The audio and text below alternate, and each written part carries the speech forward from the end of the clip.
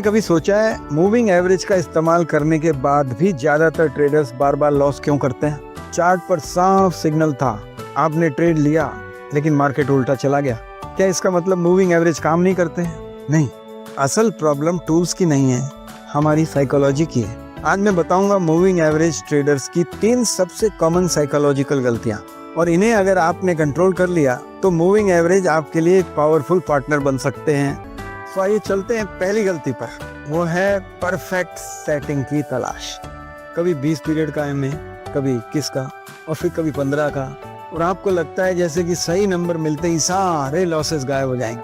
लेकिन सच ये है, कोई भी मूविंग एवरेज सेटिंग लॉसेस को एलिमिनेट नहीं कर सकती, और इसी परफेक्शनिज्म की वजह से कुछ लोग सिस्टम को प्रॉपरली टेस्ट ही नहीं कर पाते। नॉर्मल लूजिंग स्ट्रीक देखकर स्ट्रेटजी बदल देते हैं और बार बार बैक टेस्टिंग करके एनालिसिस पैरालिसिस में फंस जाते हैं कि कौन सा मूविंग एवरेज बेटर है। सॉल्यूशन सिंपल है, मूविंग एवरेज कोई जादू की छड़ी नहीं है, ये ट्रेंड पहचानने का टूल है। 20, 50, 200 जैसे स्टैंडर्ड पीरियड्स को स्टिक कीजिए और ऑप्टिमाइजेशन को छोड़कर एग्जीक्यूशन पर फोकस कीजिए।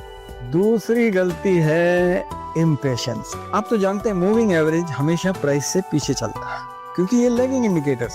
मान लीजिए प्राइस अब ट्रेंड में है, कुछ ट्रेडर इंतजार नहीं कर पाते, कभी सिग्नल से पहले एंट्री ले लेते हैं, कभी सिग्नल आने के बाद सोचते हैं अब तो लेट हो गया, और फ्रस्ट्रेट होकर फास्ट मूविंग एवरेज पर स्विच कर लेते हैं।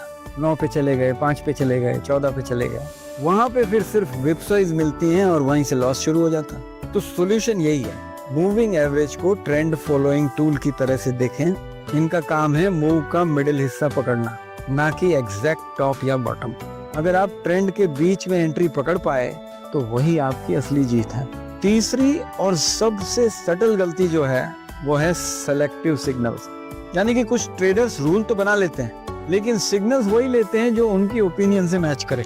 जैसे कि बुलिश रिट्रेसमेंट बाउंस मिला तो एंट्री ले ली, लेकिन बेयरिश रिजेक्शन इग्नोर कर दिया।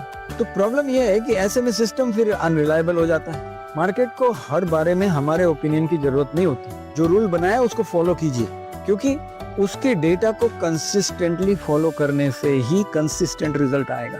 आपको नहीं मालूम कौन सी ट्रेड छोड़नी है, वो तो ट्रेड खत्म होने के बाद ही पता लगता है कि ये फेल होनी थी या सक्सेस होनी थी। तो फिर रूल से चलिए, और कुल मिला के 10 ट्रेड की तो उसमें से 6 भी सक्सेसफुल हो गई तो आप सक्सेसफुल रहेंगे।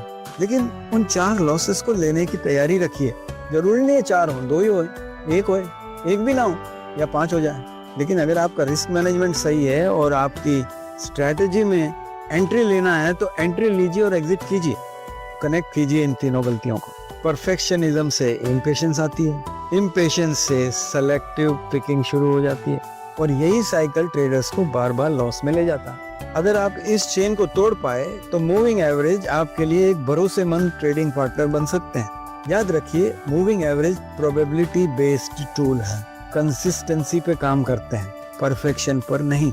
अगर ये वीडियो आपको यूजफुल लगी एक लाइक जरूर कीजिए और कमेंट्स में बताइए इन तीनों गलतियों में से आपकी सबसे कॉमन गलती कौन सी रही है। आपके कमेंट्स हमें गाइड करते हैं आगे के वीडियो बनाने के लिए, तो कमेंट जरूर कीजिए और चैनल को सब्सक्राइब जरूर कीजिए, क्योंकि अगली वीडियो होगी ट्रेडिंग साइकोलॉजी के बेसिस पर, जहां हम ये समझेंगे कि अगर साइकोलॉजी गलत हो तो बेस्ट टूल भी फेल हो जाते हैं।